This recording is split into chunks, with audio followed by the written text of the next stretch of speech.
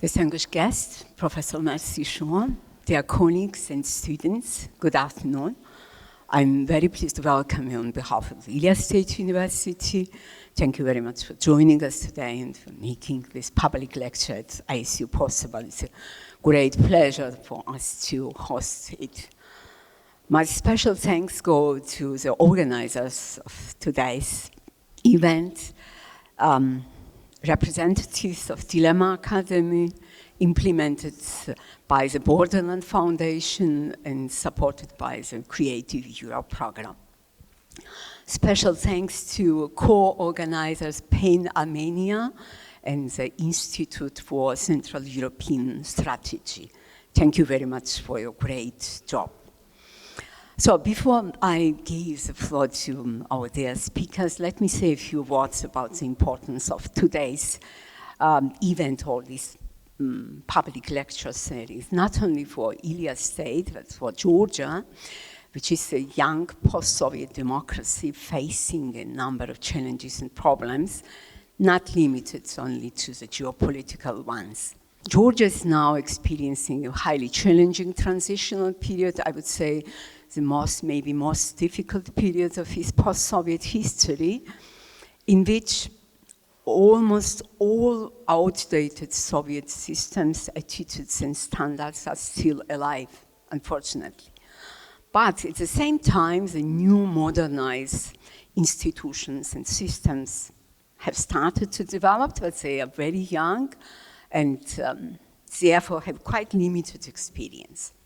Ilia State University is one of them, and we see its role not only in the development of modernized study programs or research projects, but also in all areas responsible for fostering civil culture and public awareness of our post-Soviet society.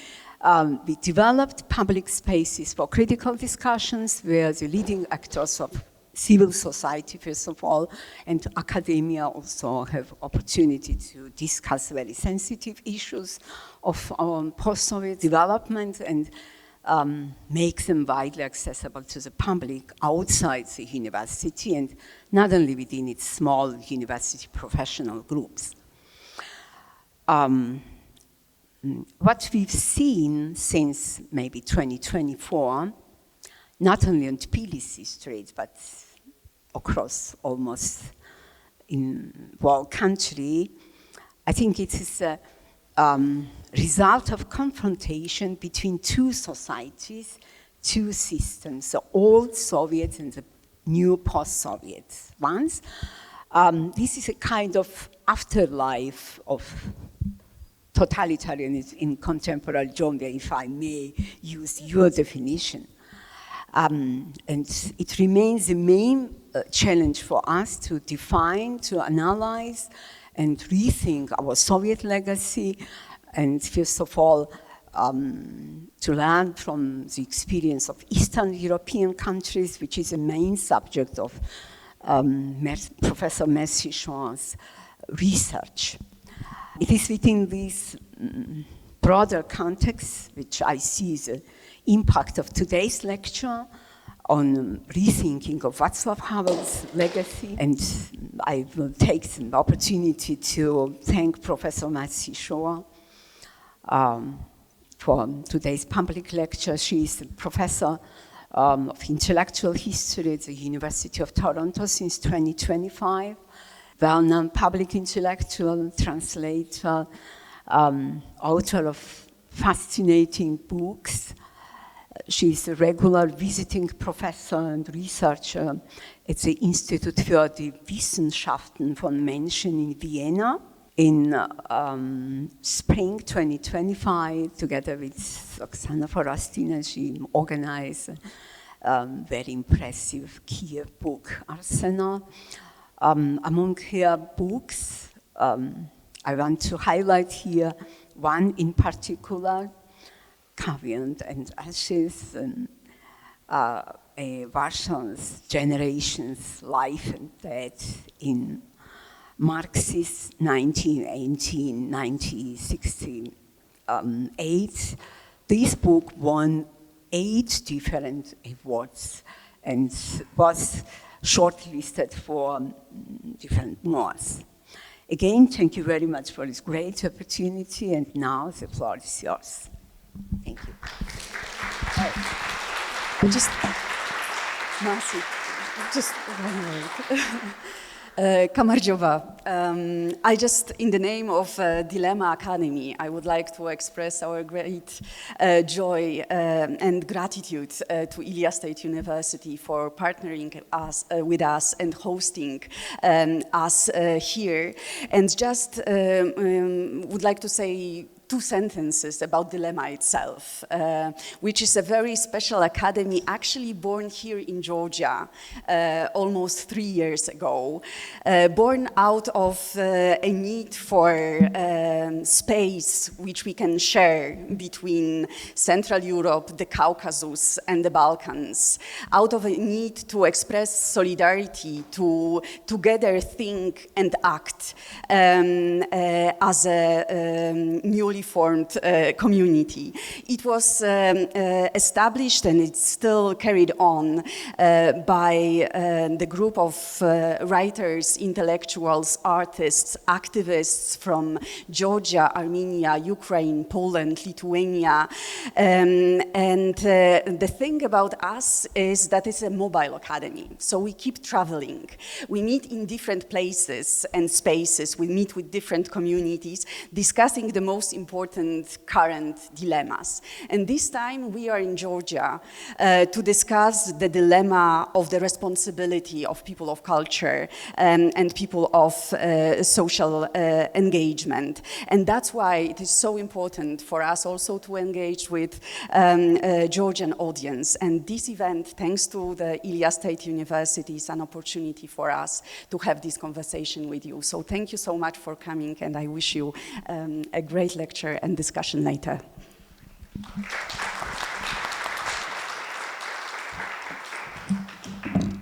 Thank you so much for coming. Thank you so much for the invitation. I'm really very flattered to be invited to this university. Thank you to Veronica for organizing this wonderful academy that I have been part of now for the past few years. This is my first trip to Georgia. And what I really like to do when I go new places is just listen to other people talk to me about the place where they're from. So I feel slightly silly that I'm going to be doing the talking for the next hour because I'm really here to learn about you. But then you'll have a chance to ask me questions, and hopefully through those questions I will learn a bit about how things look from your perspective. I obviously can't give anyone any advice about what you should be doing in Georgia because I just got here and am trying to orient myself. I've found a bit, in the past several years as I've moved around, and especially back and forth to Ukraine during this gruesome war, I feel a little bit like a kind of universal Jewish mother who comes to give other people who are much braver than I am moral support. I think that's become my role to a certain extent. I'm full of, I've seen so many people, streaming on the news out on the streets. And I know that this has been an extraordinarily difficult time for all of you as well. And I know it's a very difficult time for the university. And I suspect, most of you are much braver than I am. So all the more so should I not be giving you advice. But I will hope to give some moral support and signs of solidarity. I, of course, am in a slightly strange position now as an American. I was trained in the 1990s as a historian of Eastern Europe. It was an absolutely thrilling time to be becoming a historian of Eastern Europe because the archives were just opening. So as a very young person in my 20s, I could be the first person in to see things that were being declassified. And there was a kind of voyeuristic thrill to it all. And I've spent, most of my career, as a historian, as a writer, sometimes as a translator, often as a cultural mediator, but trying to explain Eastern Europe to Americans, Canadians, English speakers. And in the past decade, I've found myself in a slightly strange second role, which is trying to explain my own country to people abroad. And, you know, I'm American, although I'm not an Americanist. You know, I wasn't trained in American politics. I have very personal anecdotal impressions.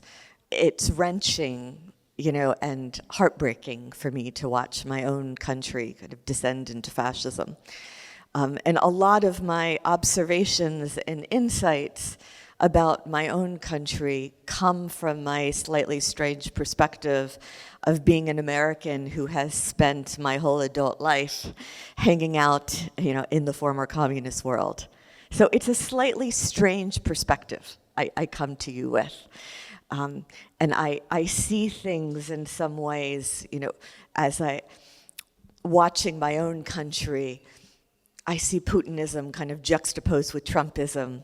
You know, I see aspects of fascism from the 1930s combined with things that are very, very new. So I'll talk to you a little bit about that today.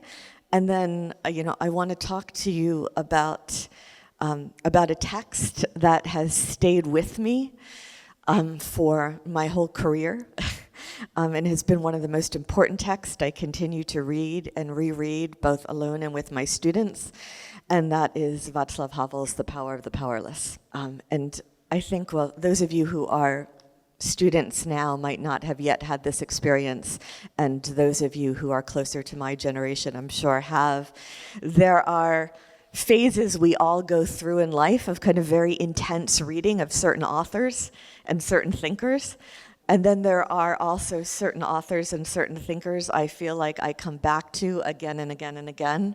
You know, and Václav Havel and Hannah Arendt are two of the people that I've come back to again and again and again.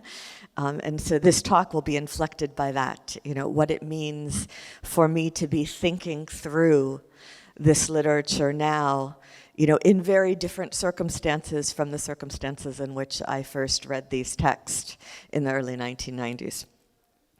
So let me maybe start by saying a little bit about something I've been preoccupied with, and that's what is old and what is new in these 21st century forms of authoritarianism, neo-fascism, whatever we want to call it, that we're experiencing. There has been, as you probably have heard, at least in the United States, a long-standing, at least since 2015, 2016, debate about whether we can use the word fascism.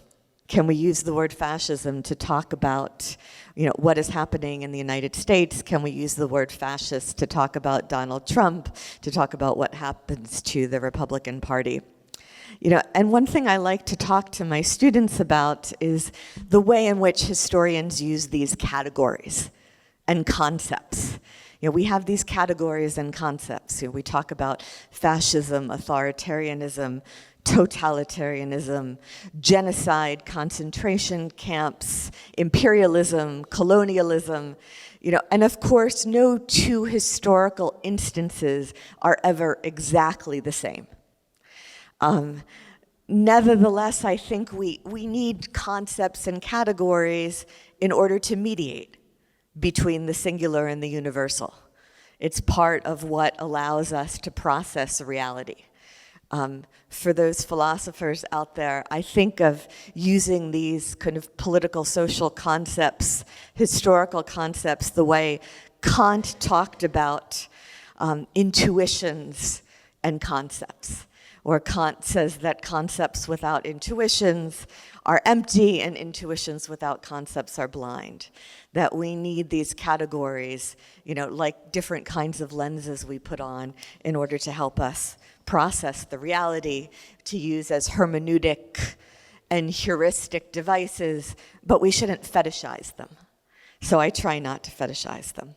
I've also been thinking a lot about, in these postmodern times, the very famous comment by Marx about Hegel's observation that all historical events occur, as it were, twice. And Marx says he forgot to add the first time as tragedy, the second time as farce. We're seeing a lot of the absurdist and the farcical now, which unfortunately does not exclude the tragic, because the corpses can pile up pitilessly, even in farcical variations. And so I want to run through some of the things that I think we're seeing now, both in Russia and the United States, and then think about what that means for opposition, for dissent, for rebellion, and what the possibilities are in these particular circumstances. So there are some things that are old. There is, I like to use some German words, but my children who are native German speakers point out that my accent is terrible and I shouldn't use them. But the Führerprinzip, the leadership principle, the cult of the leader. We see that it's very obvious, of course, in Russia, but it has become chilling in the United States as well. When J.D. Vance last year stood up and said, we cannot ignore the president's desire for Greenland. I thought, what an un-American thing to say. We cannot ignore the president. The president has a desire. And suddenly there is great enthusiasm among his supporters, for the invasion of Greenland, which I strongly suspect the people who are enthusiastic about invading Greenland overlap tremendously with the American demographic, which a year earlier had not even known there was such a place as Greenland. And suddenly you drum up this excitement for an invasion of Greenland.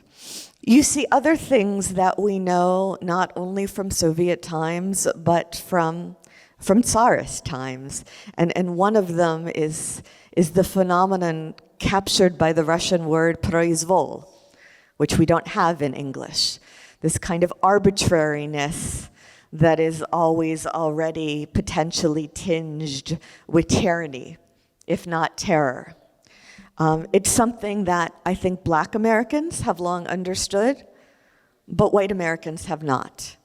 You could think of it as the opposite of the rule of law, but the sense that the powers that be can do whatever they like for any kind of arbitrary reason. And there are no more rules. So you never really know where there's a safe space. And this phenomenon of proizvol that most Americans are not used to, it induces terror because it induces uncertainty. Nobody really knows who is going to be taken off the street next. Nobody knows who's going to be the next victim. And it has an effect of atomizing people. Of people withdrawing into themselves so as not to be noticed. And it's deadly for civil society, and it's deadly for the formation of any kind of opposition. You see other things that are classic tropes of fascism from the 1930s. You see racial hierarchies. You see a division of society into us versus them. There are the immigrants who are demonized, including with completely absurd things like the Haitian immigrants, they're eating your cats and dogs in Springfield, which was just pulled out of the air, I think first by Vance and then by Trump. I was watching one of the presidential debate before the November 2024 elections with my kids and our cat found this very stressful. Vance even later, when questioned by journalists, acknowledged that he had made this up to attract people's attention to the problem of immigrants. But this idea that you can decide that some people are not human, that some people are barbarians, that they are in any case not part of us, and that therefore they are not entitled to any kind of dignity or human rights, this is not new. This we know perfectly well from the 1930s, if not before. You see scapegoating. Everything bad is coming from the outside, from somebody else. Nothing is our responsibility. Nothing is the responsibility of our society. There are always some others, some foreigners, some people with different color skin, some outsiders who have brought everything bad. Everything can be projected onto them, including 5-year-old kids who can be taken away from their parents and locked in cages. They can be scapegoated too. You see a kind of mythologization of the past. You know, all of these fascist regimes, be they, modern or postmodern, like to imagine that, we come from some great past. I mean, Mussolini was imagining a third Rome, and Hitler was imagining that he would turn Berlin into Germania on the basis of some kind of pre-modern, grandiose kingdom. Trump likes to think he is making America great again. Of course, that moment of greatness is always a kind of nostalgic fantasy for what never was. Putin has delusions about recreating the world of Peter the Great. You see these, what in German you call the Ausnahmezustand, the state of exception. Where suddenly there's a leader who decides that, we've declared a state of emergency, so the rules don't have to apply. We see Gleichschaltung, getting in line, consolidation of power. We see what Eugene Ionesco would describe as the rhinoceros problem. There have been new productions of Ionesco's Rhinoceros, which I've now been telling my students about, that people you would not expect to get in line and to go along start to kind of get in line and go along. Ionesco describes watching his friends in Romania one by one become fascist in the 1930s, and says in the beginning, of course, they weren't fascist. We used to get together, we used to find arguments opposing theirs, and then one by one they become a rhinoceros. You see the phenomenon of provocatia. You see the powers that be setting up people, to be scapegoated for other things.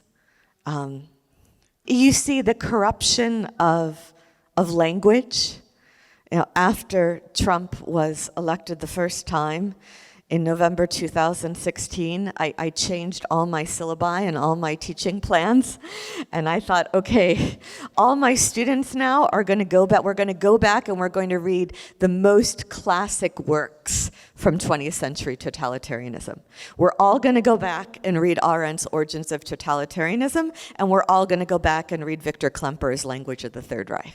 And one of my favorite lines from Victor Klemper's book, and for those of you who are younger and don't know this book, Victor Klemper was a German Jewish philologist, and a specialist in Romance literature and Romanticism, who survives Nazi Germany thanks largely to his non-Jewish wife. And he takes meticulous notes. He keeps a diary, and the diaries have been published.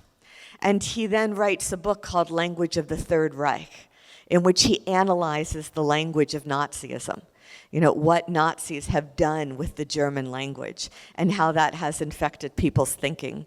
And one of my favorite quotes that applies very much to the present time is, "Words can be like tiny doses of arsenic.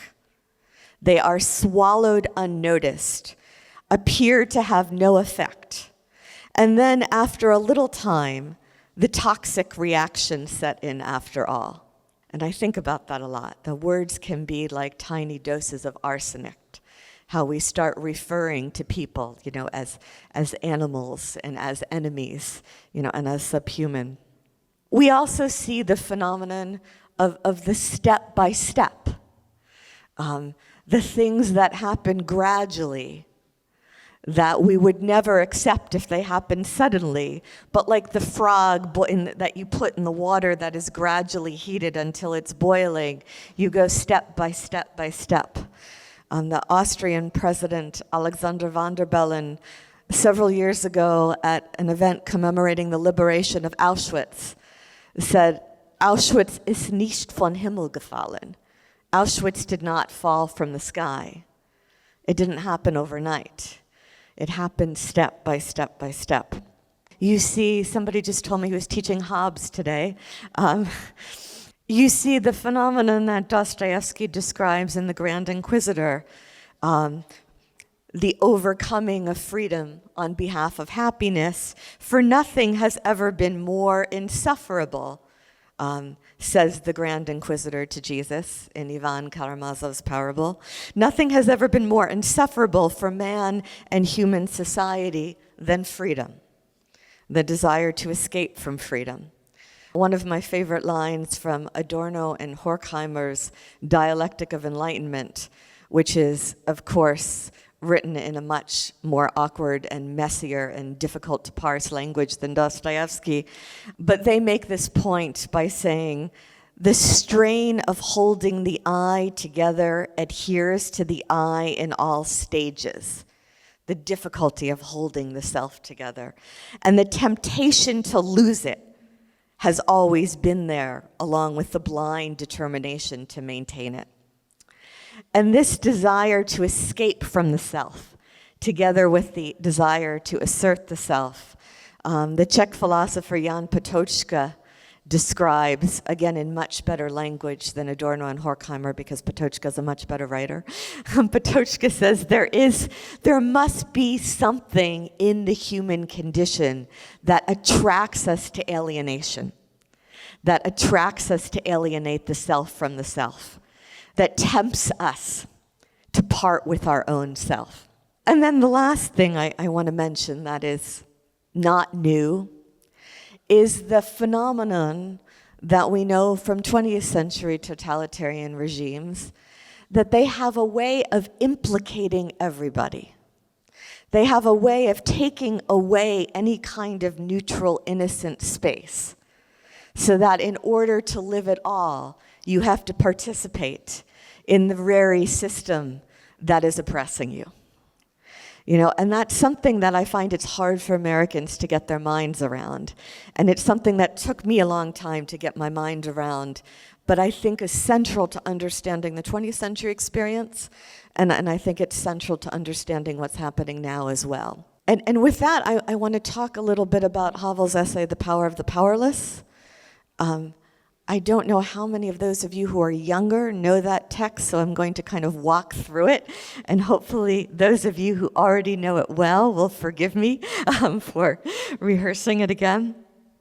So The Power of the Powerless this was a text that Václav Havel wrote in 1978.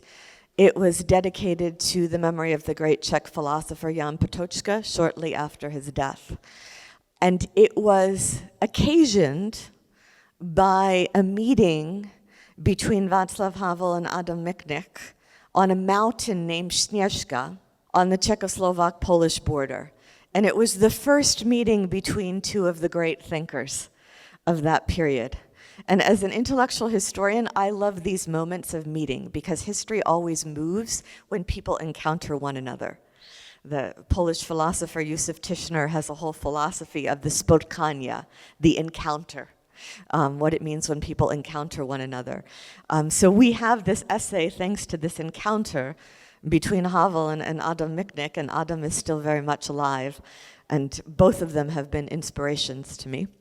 One of the remarkable things, and I hope this doesn't sound too sarcastic because these are two men I respect immensely, is that both of those men managed to hike to the top of this mountain because they're not tremendously athletic. They weren't known for that, you know. Adam is still not known for that, and I don't think Havel was ever known for that. But in 1978, they both managed to climb up this mountain. In fact, Havel manages to climb up this mountain with a bottle of vodka. And while they're there, you know, they start talking about ways in which these small acts by ordinary people could have revolutionary consequences. And Adam manages to convince Havel that he should write this up into an essay and send it to Adam in Warsaw, and Adam will have it translated into Polish, and he will publish it in his Samizdat journal. Adam is a very persuasive person, and Havel does this. So Havel goes back to Czechoslovakia. He writes this long essay. It is delivered to Adam's apartment via some anonymous courier, and then published, first in Polish. And the story is set, so the story is set in Czechoslovakia, 1978, during a period that Havel calls post-totalitarian. And he defines post-totalitarianism quite specifically and in his own way in this essay. And he says, by post-totalitarian, he doesn't mean no longer totalitarian, but he means a different era from what you had during the Stalinist period. And of course, it takes Czechoslovakia a long time to de-Stalinize. They are very reluctant to de-Stalinize, much more so than Poland. That's another topic. And then you have the Prague Spring in 1968. And then, as you all know, there is a Warsaw Pact Soviet invasion of Czechoslovakia in 1968. After that invasion, the cat is out of the bag, so to speak, to use a very colloquial American expression, in the sense that everybody now knows that the regime that the Kremlin insists be installed after the invasion of 1968 is not what anyone wants. The experiment of socialism with a human face in Czechoslovakia had tremendous popular support. There's still some nostalgia for that moment when there could have been a third way, which we will never know because it was violently put down. But there was an authentic faith that there could be a kinder, gentler version of socialism with a human face. Once that experiment was crushed by those Soviet tanks, now it was obvious that the regime that was installed, nobody wanted, that this was forced upon the people of Czechoslovakia. And so this was the time that was described perhaps most often by the metaphor of the emperor's new clothes. Everybody knows that the emperor is naked, but everybody continues to pretend to admire the emperor's new clothes. And the emperor knows that the emperor is naked, but he continues to go along with the admiration for his new clothes. This is the period that Havel is describing as post-totalitarian, in distinction from the Stalinist period, which was much bloodier, which was full of much more terror, but had an authenticity to it in the sense that there were real believers. Havel is now describing in Moc bezmocných, in this essay, the period when there are no more real believers, when everybody knows that the emperor is naked. The other metaphor that is used to describe this period, which I first heard about from Patočka student Bohumir Janat, I think on my very first day in Prague in 1993, comes from Dostoevsky's Grand Inquisitor. The Grand Inquisitor, as Ivan Karamazov tells his parable to his brother Alyosha, we are in the Inquisition. Heretics are being burned at the stake. Jesus comes back to earth. He's immediately in prison. The Grand Inquisitor goes to see him in prison. He's not happy to see Jesus. He explains that people don't want freedom, that they will willingly trade their freedom for security. And at the end of this parable, we learn that the Grand Inquisitor has only one secret. And the Grand Inquisitor's one secret is that he does not believe in God. So this was the other, even sharper metaphor that was applied to this post-totalitarian, post-1968 communist period. Even the communist regime no longer believes in communism. Everybody knows that the emperor is naked. And this is the essential context for the story that Havel now tells us in this essay about the greengrocer. So the greengrocer, the hero, or rather the anti-hero in this text, is an ordinary Czech man who works in a produce shop selling fruits and vegetables.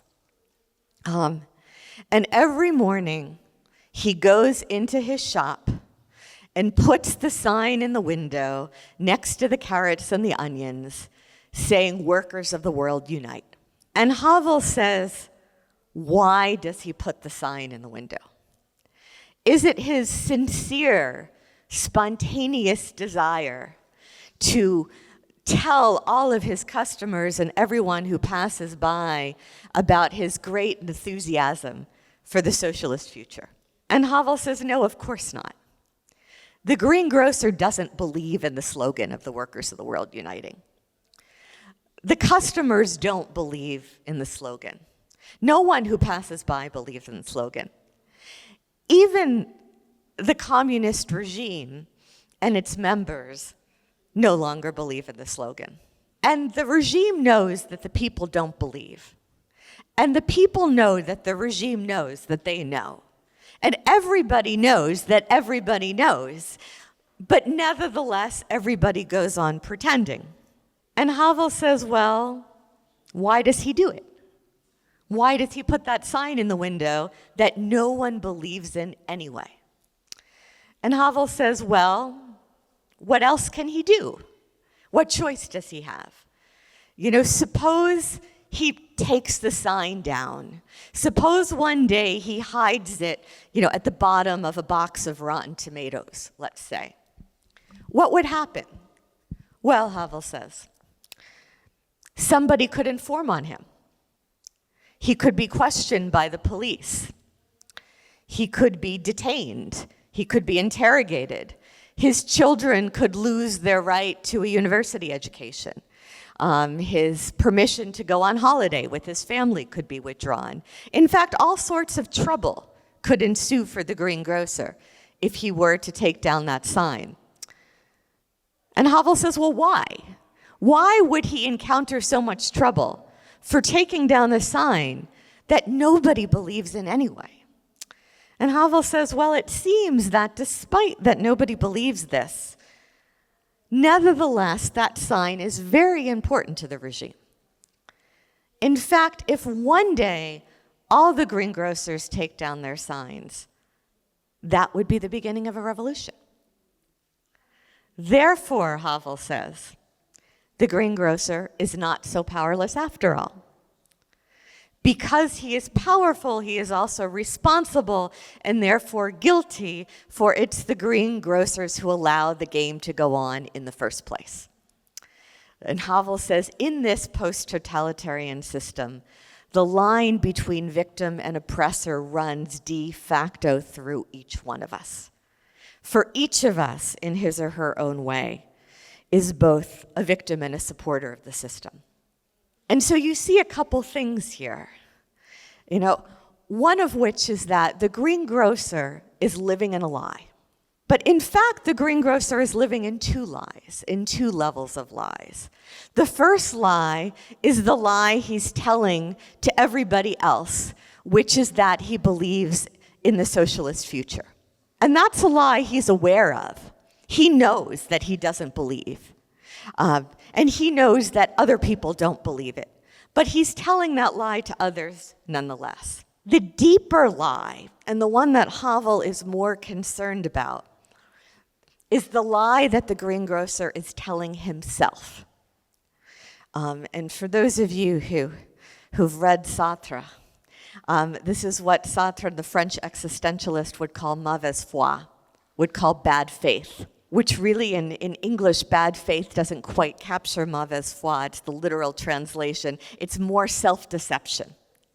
What it is, it's a lie that you tell yourself. You are both the teller and the receiver of the lie. And the greengrocer is telling a lie to himself about his powerlessness. He's telling himself a lie that he cannot do otherwise. And one of the things you see here is that the thing that is rational for the greengrocer to do at an individual level, it's rational for him to say that, well, the cost I would pay personally for taking down this sign is greater than the social benefit of my one little act, because who am I? But of course, Havel's suggesting, it is precisely the collection of all of these individually rational decisions to be secure that enables tyranny to continue. And this is his observation that if one day all the greengrocers take down their sign, that would be the beginning of a revolution. And there are a couple implications here for Havel. One of which is that the ontological reality of truth is testified to and proven by the ontological reality of lies. It is clear that the greengrocer is living a lie. In fact, he's living two lies. He's living the lie he's telling others, and he's living the lie he's telling himself. It's very clear that those are lies. Because we know that lies are real, we know that there is such a thing as truth. The other thing he's saying, and he's taking this from Patočka, and he quotes Patočka in this essay saying that the thing about responsibility is that we carry it with us everywhere. Responsibility, Patočka says, is always already. It's not a contingent relationship to this or that. It is part of our condition, our human condition of being in the world. It's different from guilt. Guilt might be contingent. One is guilty of something one did or did not do. Responsibility is always already. We are always already responsible.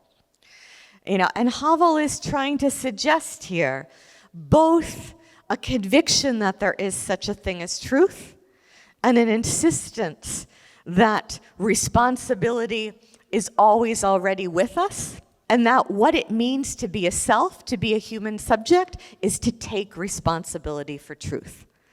The philosophical move here, I would say, is that robust subjectivity is not what relativizes truth, it's what grounds truth. And subjectivity and truth, the self and truth are connected through responsibility. Okay, let me say a little bit now about what is new or what is postmodern in these forms of tyranny, and then what might we do with Havel's paradigm of the greengrocer to think through these new conditions. So I want to talk now a little bit about what we might call neo-fascism or postmodern authoritarianism or post-truth or whatever we call it, but something that is distinctly new in this 21st century. So Hannah Arendt, when she's describing Nazism and Stalinism, makes this distinction between pre-modern political lies and 20th century ideologies. And she says that pre-modern political lies, she says, of course, politicians have always lied. People in power have always lied. That's not new. But she says the pre-modern lies, they were like tears in the fabric of reality. And the careful observer, or the historian looking back, could find the places where reality was torn and sewn back together. There's always a kind of seam. She says the difference in the 20th century is that you get ideologies which are false, but they are complete reconstructions of reality in such a way as to be seamless. There's no tear to perceive. Moreover, she says, they can be much more persuasive than actual reality. Because the problem with factuality, she says, is that it is permeated with chance, with contingency, with arbitrariness, with people who made decisions who might just as easily have made other decisions, which things that happened because it was raining on a certain day and somebody went back for an umbrella. There is no law of physics, Arendt says, that determined that Germany had to invade Belgium in 1914.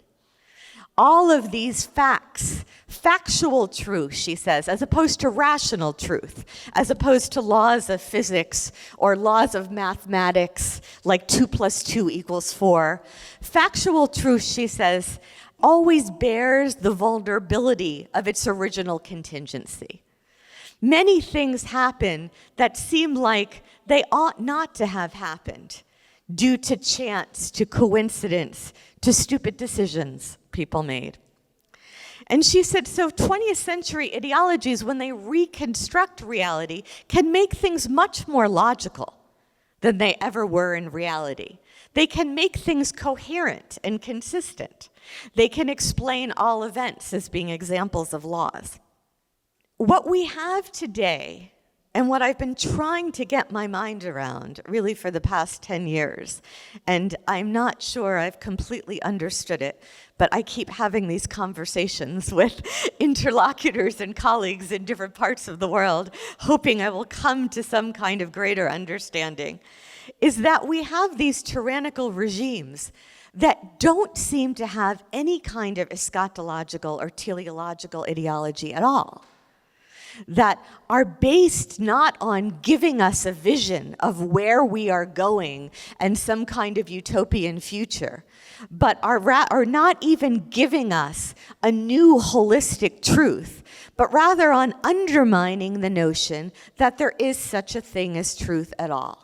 And together with that, we had during Soviet times, during the communist period, we had regimes that would try to oppress and suppress and repress truth. As all of the dissidents knew, you were trying to get the truth out there. That's what Samizdat was about. That's why students were staying up, hand copying text and poems and passing them around, and burying them in the bottom of a box of laundry detergent, as Krzysztof described to us. He got a copy of Greengrocer's Kultura back in the communist period. There was the idea that the truth was repressed because the truth had a power. And so if you could get the truth out there, that would have its own force. Now these regimes are not about repressing the truth as much as about what Steve Bannon calls flooding the zone. You just drown people in garbage, in crazy stories, in one outrageous, bizarre lie after another, until people just kind of give up on the idea that there is such a thing as truth at all, that there is any kind of ontological distinction between truth and lies. And this kind of postmodern tyranny, it seems to come from postmodernism coming into Russia belatedly in the 1990s, and some kind of, malicious demons, as Descartes might call them, or, political spin doctors like Vladislav Surkov and Gleb Pavlovsky, who discover what Surkov describes as the art of the possible. The idea that there's a new technology that is going to allow the dissemination of infinite numbers of narratives, and that there is a way to just create infinite numbers of new reality.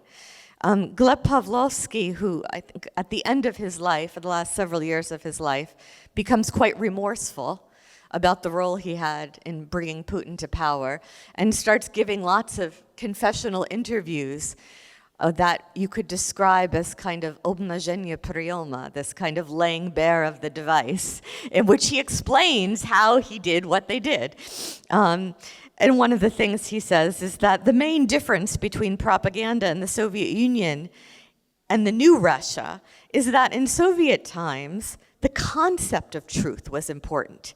Even if they were lying, they took care to prove that what they were doing was the truth.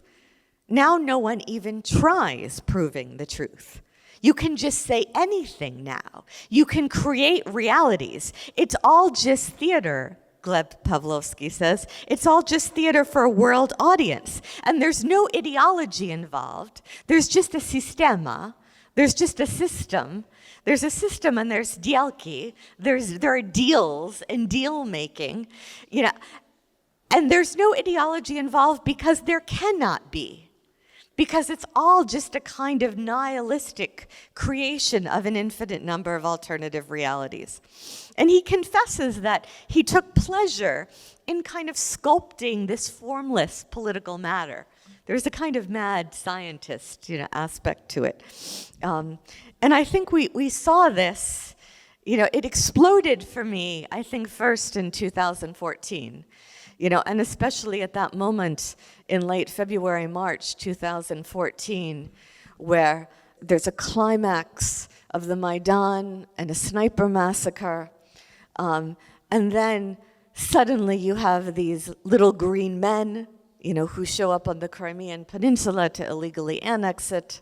and the instigation, of separatist rebellions, in southeastern Ukraine, and this radical creation of a kind of fictional world, or actually multiple fictional worlds, in which, as if in a few days in late February and early March 2014, you go from modernity to postmodernity in this bizarre mad scientist experiment.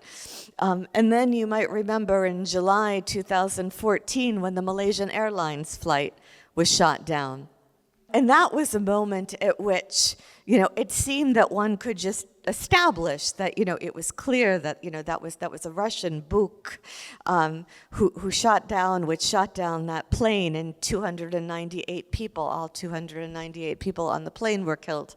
And what you get from the Kremlin is not a single story, explaining like that they didn't do it, but a series of stories. Kind of each one crazier than the next. The Ukrainians were doing military exercises and they accidentally shot it down. And then it was Kolomoisky. And then it was Ukrainians attempting to assassinate Putin. They thought Putin was on the plane. And then the CIA, this was the craziest part, had actually loaded that plane with corpses, as a kind of provocatia to frame the Russians. And so there were not actually live people on the plane. There were just corpses that had already been put there by the CIA. And every day you got one crazy story after another.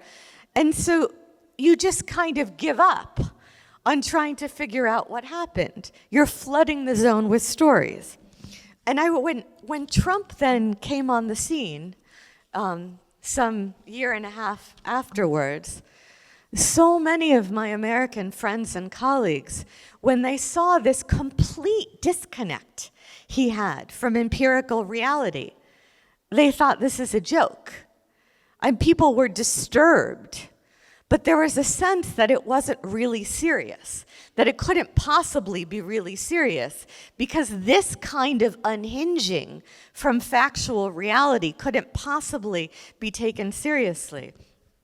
There was a satire in the New Yorker after one of the early Republican debates in fall of 2015 about the fact checker who passes out from exhaustion at the end of the Republican debate and has to be hospitalized because nobody can fact check as quickly as lies are coming out of that man's mouth. And I was an early panicker. I describe myself now as an early panicker, but not at all because I was smarter than other Americans, but only because I had a head start, because I was watching what was happening in Russia and Ukraine. And I knew that this kind of post-truth disconnect from empirical reality, I knew that it could have very dark consequences very quickly. Okay, and then more recently, we heard in February 2022 that, the latest generation of stories for the full-scale invasion, well, Russia has to defend the integrity of the Donetsk People's Republic and the Lugansk People's Republic. And then it was, we have to rescue our Russian-speaking Ukrainian brothers from the CIA-supported Ukrainian Nazi regime that's been installed in Kiev. And then there was, we're restoring the lands of Peter the Great. Then there was, this is a preemptive attack on NATO because NATO was plotting an invasion of Russia. And then the most perverse part, a few months later from the Russian propagandist, you get a discussion, no, it wasn't Ukrainian Nazis in Kiev, it was Satanist. It was a Satanist cabal that took power in Kiev. And then they're actually Margarita Simonyan, and these guys are having a whole discussion about whether Zelensky is the actual Antichrist or a demon in the service of the Antichrist. So together with post-truth, the other critical factor about this regime, and I promise I won't talk too much longer, is what the anthropologist Natalia Rudakova calls cynical disinhibition, what you could call obnazhenia, which is a word that exists in many different Slavic languages, but not in English, this kind of laying bare with this shameless, brazen kind of admission of all of the horrible things you're doing. So that rather than trying to conceal the ugliness, the vulgarity, the sexism, the racism, the violence, the lawlessness, you just throw it out there. You throw it in people's faces. And that is something I think Trump did take from Putin.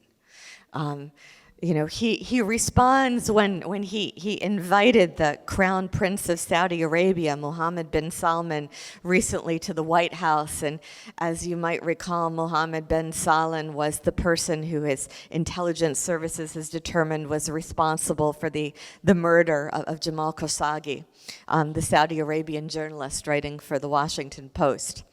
And as, Trump was, hanging out with his good buddy, the Crown Prince of Saudi Arabia, a journalist questioned him about the murder of Jamal Khashoggi. And Trump just says, well, things happen. Just kind of brazenly, shamelessly. Yes, I'm hanging out with the assassin, but things happen. Which also reminded me of Margarita Simonyan going on television in summer of 2022 at the St. Petersburg Economic Forum and saying, "Vся надежда на голод." All of our hope is in famine. You just brazenly, shamelessly announce that you are blackmailing the world with famine. And I listened to that and thought, that's the kind of thing that historians once would have spent months, if not years, digging around in the archives, looking for the scrap of paper where someone admitted to having that thought. And now you just throw it out there on television. You just kind of brazenly admit it. And this kind of obnaženia, I think, is also this kind of shamelessness is also something that we're still struggling to find a way to oppose. The whole first Trump administration, so many of my friends and colleagues, especially the ones from legal studies and the lawyers, kept waiting for the Mueller report, thinking that when the serious people reveal the things that were concealed, that's going to bring it down. But the problem was not what remained concealed. The problem was what we had normalized. So we're now in this world in which the border between truth and lies has been effaced. My friend Jirko Prohasko says, truth is a limit. Truth is a border. When you no longer have a concept of truth, there's no more limit. And that, I think, is connected to the dissolution of other boundaries between reality and non-reality, between the human and the non-human. When we have no distinction between truth and lies, we don't have a basis to distinguish between good and evil. And this was one of Havel's interventions. That responsibility for truth was always already an ethical question, that epistemological questions were always already moral questions. And this world without any borders, without any boundaries, is, I think, one of the reasons we're having trouble finding ways to oppose evil. What do we do in this world in which borders are being dissolved?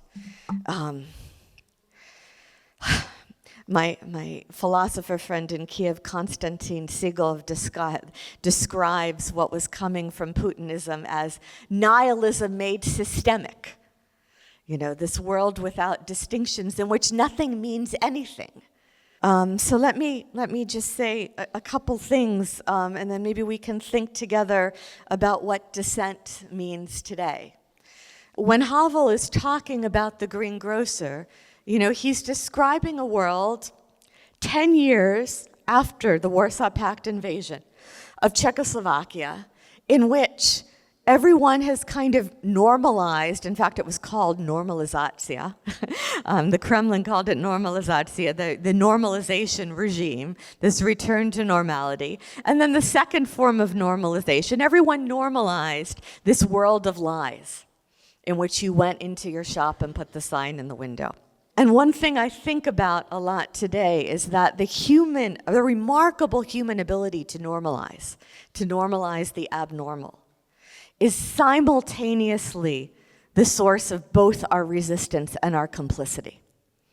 And I don't know how we get around that problem, but it's something I hope we can think about together. I mean, I see it as a source of resilience, when I'm in Ukraine since the full-scale invasion. There was a moment, my Ukrainian friends here can speak to this much better than I can, but when I was in Kiev 2 years ago with my friend Amelia Glazier, who is a professor of literature and a translator of Ukrainian poetry, and we were in this cafe in downtown Kiev with one of the poets whose work she translates, and the air raid alarm went off. And as neurotic Americans, Amelia and I were ready immediately to jump into the bomb shelter. I always go to the bomb shelter when the air raid sirens go off. I'm not very brave at all. And the poet we were with, she's checking her Telegram channel. And she says, oh, it's this kind of missile. We have 28 minutes. We can finish our coffee. And we're like, oh, okay, I guess we'll be finishing our coffee then. You see how, and I watched kind of in awe, of the resilience by which people had normalized living by these air raid alarms, out of necessity. And I also see how it is a source of our complicity. I see now how, what happens when they come take our foreign students away and throw them in prisons in Louisiana, and we get used to it. One of the most profound things I thought was said about Trumpism after the first election in 2016 was by the British political comedian John Oliver, who got on television right after the first election and said, everybody, I want you to get out a Post-it note and write on that Post-it note, this is not normal. And put that note on your refrigerator. Because a few months from now, you're going to start thinking that things you would have found today absolutely inconceivable and unimaginable are normal. And you need to remind yourself that they're not. That coming into a school and taking a 5-year-old kid and locking them in a cage, that's not normal. So the human ability to normalize, the way in which fascism feeds on everyday life, and the desire of people to go about their everyday lives. There's so many people in my own country who feel like, okay, it can't be that bad because we're continuing to go about our everyday life. No, what you know from the 20th century is that people will go about their everyday lives to the very last moment. They'll go about their everyday lives till the moment when they are thrown in the execution chambers or they are thrown in the concentration camps. The desire of people and the ability of people to normalize. One of the things that Peter Pomerantsev has given us in writing about Putin's Russia is he's saying that the paradox of the end of the Cold War is that the future, or rather the futureless present, arrived first in Russia. We all thought this in this kind of triumphalist, condescending way that we had in the West. We thought the direction of influence was going to go from West to East, and it kind of turned out to be the opposite. My friend Heidi Kuda, American investigative journalist who's now in Europe, she did this interview with Peter Pomerantsev and said, there has got to be some way we can make facts sexy again. I thought, okay, that should be the new thing you put on T-shirts. Make facts sexy again. Well, let me end by going back to Havel.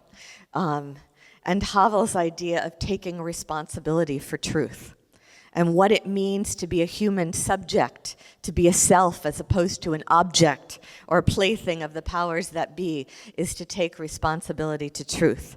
And as some of you might know, I recently moved to Canada just last year. I'm very new there, but it was an enormously gratifying moment to me.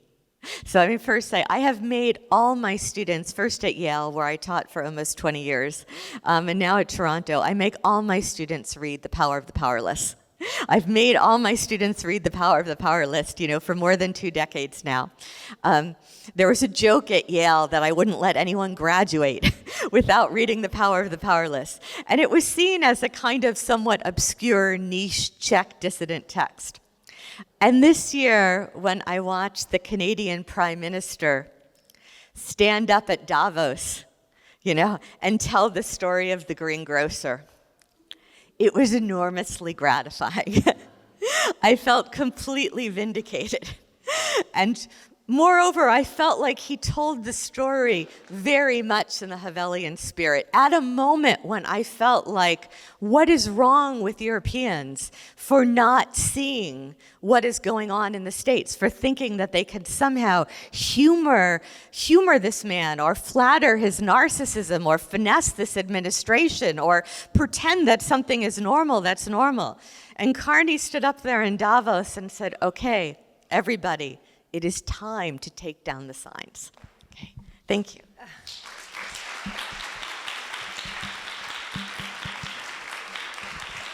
Dear Marci, thank you so much for very, very interesting public lecture. You opened topics for us that affect our Georgians' everyday life, so thank you for this very, very interesting lecture. I just would like once again to thank our great audience, our friends, participants of Dilemma Academy that came from different countries, from Ukraine, from Romania, from Armenia, from United States, from Poland, from Serbia, etc., etc. And of course, I would like to thank our hosts, Ilia State University and Nino Dobrogidze and her great team. And now I would like to open questions and answers, and I would like to ask my colleagues to help with distribution of. Thank you. Thank you very much, Professor Shaw. It was a fascinating lecture, perceptive and very topical for Georgia. And I was wondering, what additional categories one could add to this very important differentiation between pre-modern, modern, and postmodern. And, I thought I could start with the very important book of Czesław Miłosz, this Captive Mind, where he has this absolutely brilliant concept taken from Gobino, Getman, I think it is right? So the idea that in the Muslim world there was this heterodox figures would conceal their true beliefs and outwardly behave as if they would agree with the orthodoxy. And what is important, I think, in this context is that this is taken from the monotheistic context and applied to a society which was politically monotheistic. And I think that, of course, there are differences between the 1950s Miloš and 1970s Havel, but still Havel lives in a politically monotheistic society in decline. So this is extremely important. And I think that the very big difference with the current world is that people can no longer assume that this is the case. So that the regimes no longer defend a single truth or single God. This idea that the doctrine of Marx is all-powerful because it is true, well, of course, would then be put in question if somebody wouldn't recognize it. But if there is no such foundational belief, we are in a way in a new paganism, that when the truth was the function of power. And now the question is strategy, whether you have another idol who is more powerful, or you go back still to this monotheistic idea, there is a universal truth. So which one do you find more convincing as a strategy, as a political strategy? This is a great question. And I wish I knew the answer. Well, let me say a couple things. So Miłosz's idea of Ketman, which is also, and that's another book I've made all my students read, The Captive Mind. So Miłosz's idea of Ketman has to do with a kind of, he's taking it from other people and then he gives it his own spin, a kind of splitting of the self. And so that you're always kind of on the one hand, on the other hand, and pretending to believe, but really thinking that part of you is acting and then part of you is preserving some kind of authentic self. But then what he suggests is that that splitting of the self is actually very difficult to maintain. And that people who engage in it start to lose a sense of what the real self is and what the false self is. There is this fascinating and horrifying case in Poland, who the Poles will know of Václav Maleška, who was a student dissident from the 1970s in Krakow, part of a kind of group of young literary-minded students who they were captured and interrogated, and Maleška broke, and under threats agreed to inform, and then spent years as an informer for the communist secret police in communist Poland, even after one of his closest friends was murdered by the secret police. So it was particularly dark. And he continued this double life. He was in these dissident intellectual circles, working with Samizdat, and he was informing on his friends. And this comes out, I think, in the late 1990s.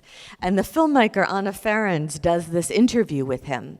And she's like, how could you even after, even after the murder, even after this, and he kept answering, doskonałe pytanie. It's like, that's a great question. It's like, and you realize at a certain moment, he didn't know which of the selves was real. Like he lost a sense himself of which of the selves was real. And now I kind of wonder, this is one of the things these are great questions, and I have questions that I don't have answers to them, like that. In this world in which you can infinitely create selves on the internet, like there are technological possibilities now that just didn't exist at any other time in human history. It's sui generis, like the idea of a troll factory. The very same troll factory, Prigozhin's troll factory in Petersburg, that spins the story that the Maidan was a CIA plot, and that Ukrainian Nazis were marching east to murder all the Ukrainian Russian speakers. They turn around a year and a half later and spin the story that Hillary Clinton, is kidnapping children and holding them captive in the basement of a Washington, D.C. pizzeria to exploit for child pornography. The same 25-year-old IT guys sitting in a corporate office in Petersburg, creating various trolls or bots or cyborgs or whatever they are. You have one story and then another story and one false identity and another false identity and throwing them against the wall like spaghetti to see what sticks. What do you then do with the self, in these kind of conditions of technology? How do you come back to this idea that there is such a thing as truth that can ground us? I think I was very formed by coming into the field under the influence of people like Havel and Anna Michnik. I still cling to this idea that the only thing that can ground us is truth. That if we don't have a ground, that only the journalists can save us now. That without this kind of grounding, we have nowhere to stand. But I'm also open to all sorts of other ideas at the moment because I'm kind of in a state of despair. Hello, thank you very much for the lecture. I have one question and one comment, because when you mentioned what you said about John Oliver, I have a really unfortunate recent example, because just before we came to this lecture, 2 hours ago, from this building, the police officers came and they arrested student of this university because she participated in the rally, which is absolutely legal and it's protected by our constitution. And she got arrested for 2 days, and yesterday for the same reason young lawyer was arrested, and also and our friends are in prison because of protesting. And we were so, and she was so chill. Like we were expecting, oh, did they come or are they kind of late? And it became so normal for us, like what? And like just several years ago, I think if somebody mentioned to me that such thing can happen here, I would go mad. But right now, it's just like it became everyday routine. So yeah, it was a comment.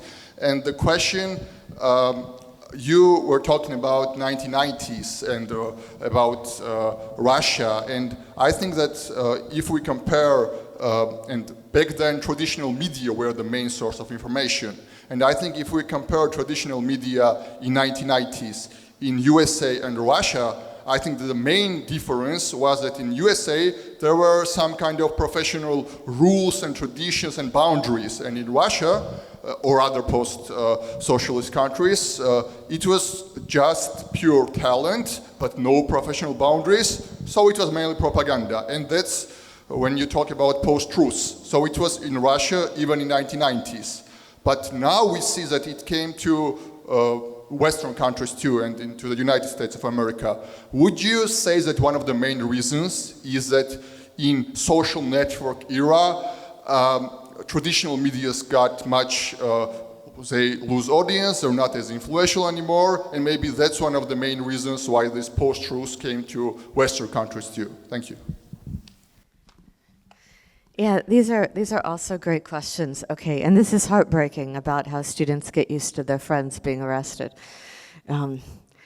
I fear that this is happening at American universities and schools. Like, you get used to ICE coming and guys in masks and they could take your students away. This has been one of my, I left the States last year, and I still go back to Yale and see the advisees I still work with. And I'm constantly asking myself, maybe half of the graduate students I worked with are foreigners. I mean, at all of these American universities, a huge percentage of foreigners. And I'm like, what do I do? I'm sitting in a coffee shop, going over an outline for somebody's thesis. What do I do if guys in masks, show up and take them away? Do we just get used to it while we film it? Maybe we post it on social media, but we just let them take our students? So that there's a really good book by the anthropologist Natalia Rudakova, who is American but spent her childhood in Russia, about the post-Soviet press, and in particular the post-Soviet Russian press. She's the one who coined, I think, the idea of cynical disinhibition. And she makes a very interesting, it's called Losing Pravda. And it's an anthropology of the media in the 1990s in Russia. And she says, paradoxically, epistemological realism survived in Soviet times.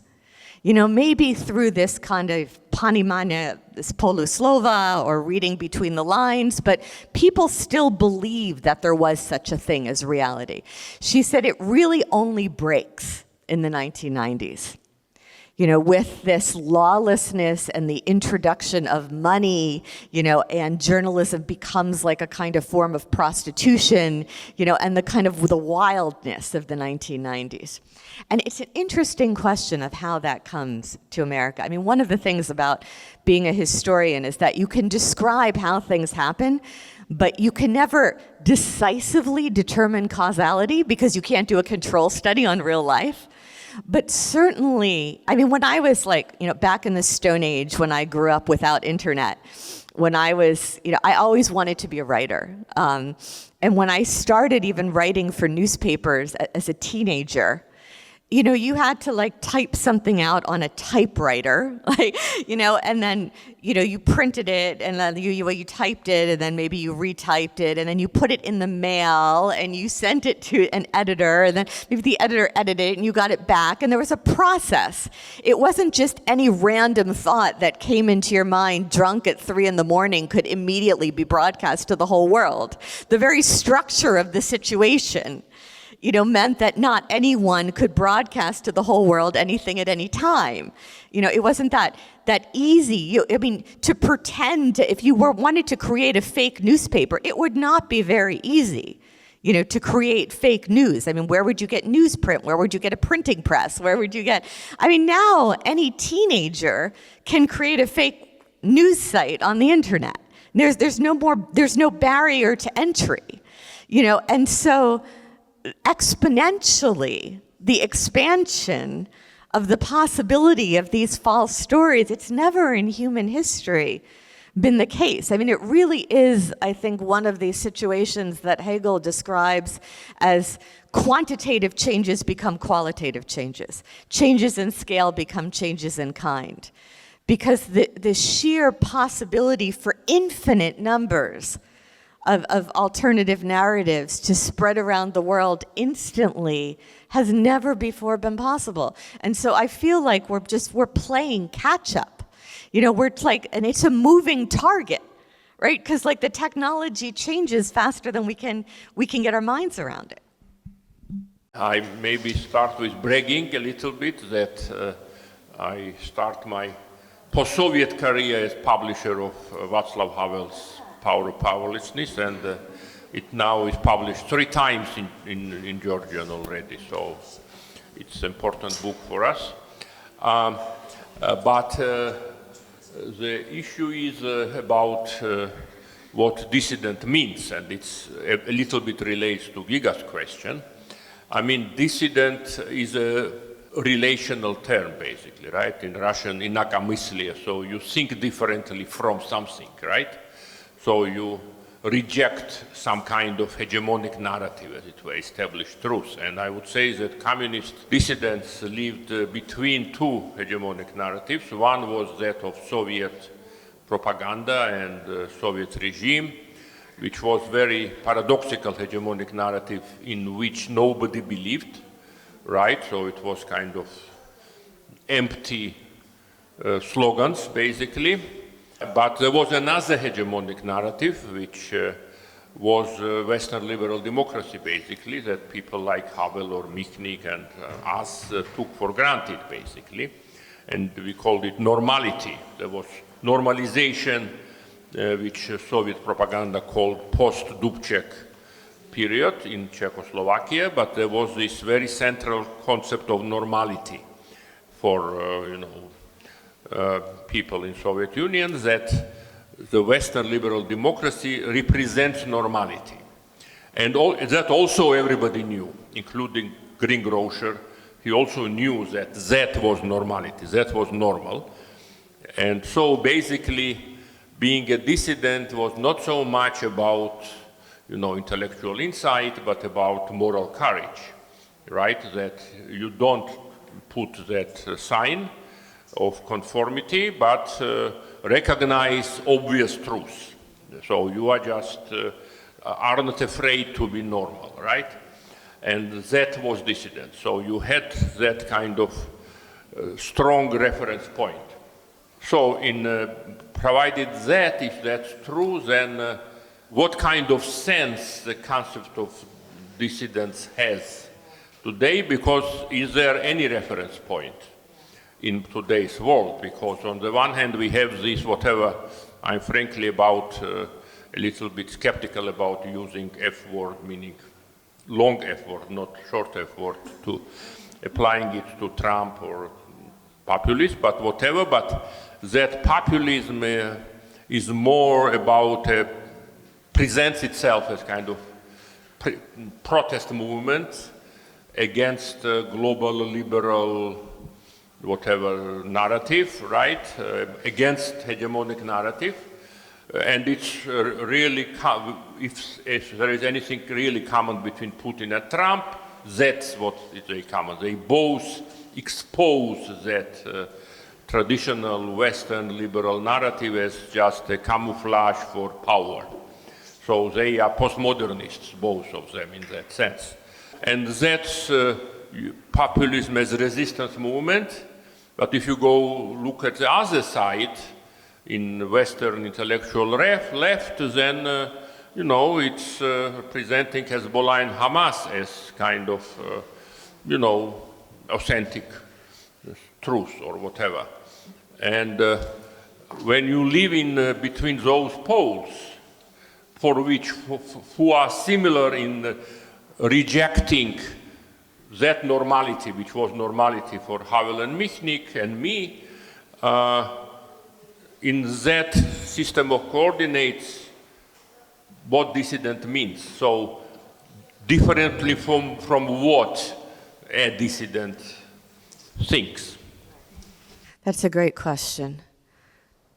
No, the collapse of one of the things I've been watching for the past 10 years in my strange in-between position, is like my own heartbreak at what's happening in my own country, but then seeing it through the eyes of East Europeans of my generation and older, for whom the United States was the anti-Soviet Union.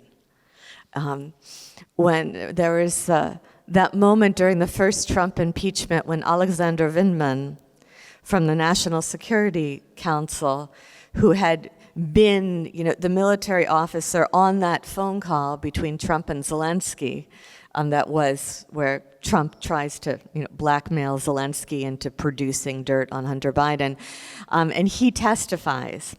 And Vindman had come to the United States with his refugee widowed father and his brothers in the 1970s from Soviet Ukraine. And Alexander Vindman stood up and he ended his opening testimony against Trump. He says, "Don't worry, Dad. Here, I don't have to be afraid to tell the truth." And I just wanted to hug him, because I also felt like only someone coming from that Soviet background would have that kind of faith in the United States. And I also thought, and that wasn't even the American truth. That was really pravda, the way that the Soviet dissidents used that word as the thing that was going to save you. And also that it wasn't the case that he didn't have to be afraid. Clearly there was going to be retribution. But that world in which the United States was the anti-Soviet Union, people clutched at that. And I've also seen what that meant to my friends, especially those of an older generation who really grew up with that vision of the States, to watch it fall. And even younger people, right after Trump's first election in 2017, early 2017, I did an interview for a young Ukrainian journalist in eastern Ukraine. He was publishing in Russian. And, he just wanted to hear that it was all going to be okay, and that, Western liberalism wasn't really going to fall apart in the great arsenal of democracy, in the land of the free and the home of the brave. And of course, I couldn't tell him that, because I knew perfectly well it was falling apart. And he posted it. When he posted it on Facebook, I forget exactly what he said in Russian, but it was something really heartbreaking. Like, how could you do this to us? Like, how could you? Don't tell us that, because we need to believe still that there's this place, out there. Unfortunately, I think that's crashed. Of course, it never was what everyone thought it was. And I've noticed now, since the second Trump election, that even the West Europeans, even like the Germans and the French, like the people who I thought, but they always thought that the United States was a barbaric country, and we don't know how to use cutlery properly, and we don't know how to hold a fork, and we have a culture industry and not real culture. But then it turns out that you scratch the surface, and they're like, but you're the land of the free and the home of the brave. This can't really be happening here. And then I have to remind people that, in fact, we were a country built on slavery, that we sent racially segregated troops to fight the Nazis, that we had miscegenation laws banning interracial marriage until 1967, which was 22 years after the defeat of the Nazis. We never were exactly what everybody thought we were, but even so, this kind of heartbreak. What dissent means, when there's no ante, or when there's no model, or when there's no normality, whatever that is. My fantasy at the moment, and I'm sure I'm projecting too much pressure onto the Ukrainians here, my fantasy is of Ukrainian reconstruction. My fantasy is that Ukraine wins. That there is this world, Pisla Peremohi, as the Ukrainians say, after the victory, that tyranny falls, and that the whole idea of catching up with the West is abandoned because the West has crashed. The idea of this utopian capitalist package where liberalism, democracy, and free market neoliberalism are part of this like miraculous whole where all good things go together, like we just leave that behind. And then Ukraine is rebuilt as the new avant-garde, showing us something else. Which I realize is way too much pressure to put on the Ukrainians, but I have fantasies like Ukraine rebuilt with clean energy, Ukraine rebuilt with historical education that grounds itself in truth and refuses mythology, Ukraine rebuilt with all the infrastructure accessible to people with disabilities, like with this kind of inclusivity, like that, because we need something new. It has to be new, because I think the old model has unfortunately fallen apart.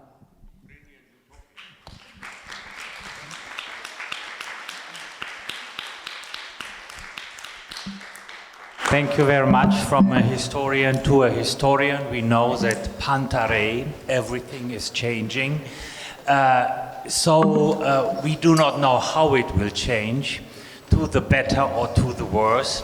But of course, as historians, we feel ourselves obliged to provide some kind of orientation. Yeah, so this is also what you tried with the grocer here and so on. So how do you think in times that where broader publics are falling apart into bubbles, where there is no common public any longer, but we have our bubbles, our academic and so on. So what might be then the possible role of a historian of ideas or of some microhistory or whatsoever, really in such a condition? Because we also see that humanities are in decline, so that it's what is it good for, and so on. Yeah, so the need for orientation is something I think that even took over. So identity politics took over your own interests as a worker, as an employee, and whatsoever, that people are even voting against their own interests in favor of populist parties.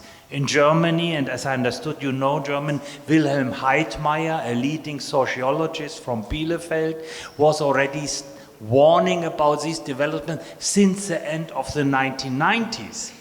But we denied the change that was ongoing. We denied this because we were somehow obliged to our normalcy bias, that we didn't want to accept that something is fundamentally changing. And it also means that also in Georgian side, there is a need for putting very hard critical questions on the desk. It's not only Russia, the Russians, it's Georgians that are ready to collaborate to doing this. That there, you mentioned it really, this image of an enemy that is also some kind taking away your own participation in that. And these issues, I think, might be something that also historians might contribute to, asking critical questions, trying to remind that there is something, or I do not hope that there was something like truth, but that really putting up critical questions in the future. We do not have the answer. We are looking backward and trying to make sense of it, narrate it in a form. But yeah, the future is not our business. Okay, well, I feel like I'm keeping you guys too late, so but I will be brief. But I mean, of course, I have a self-interest in saying the role of historians is important because I'm a historian, so I'm not objective, in that sense. I would say a couple things. I think, like journalists, and I think journalists are on the front line now, as our school teachers, we have to insist on truth, even when it's painful. No nation has been innocent since time immemorial. We have to do that old-fashioned thing and say there is such a thing as empirical reality. We have to not be afraid to tell the truth. But the other thing, and here I'm going to speak as an Arendtian about thinking, because I do believe that Arendt's point that so much of evil comes from a failure to think. And that one of the things historians do, you talked about putting out critical questions, is we help teach people to think. And I feel like we do that in a way very similar to what filmmakers do or what novelists do when you're telling stories about the past. And I've done a lot of speaking about the present now, and I always feel very insecure about that because all the advantages of being a historian come from looking back.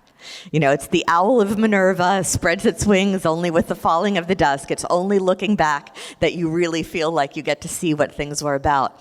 But when you're writing or when you're telling stories, you are trying to get your audience to make that imaginative leap into a time and a place where they themselves were not, and into the lives of people who they themselves were not. And that kind of empathetic leap of understanding, what Dilthey would call verstehen, that kind of, that imaginative leap of verstehen. Without that imaginative capacity to try to understand the experience of the other, we're lost. And so I do see that as a kind of deep ethical purpose. And I see that as something historians have in common with all sorts of other writers and creators. It's our job in this crazy, what Adam Zagajewski would say, our mutilated world, okaleczony świat, in this crazy mutilated world in which we do not live alone. We live with other people to try to understand one another. Thank you, Marci. So I would like to thank you for a great lecture. I would like to thank our audience for very inspiring and interesting questions. And we wish to see you again in Tbilisi with further cooperation opportunities. Thank you so much. And I would like to thank Ilia State University once again.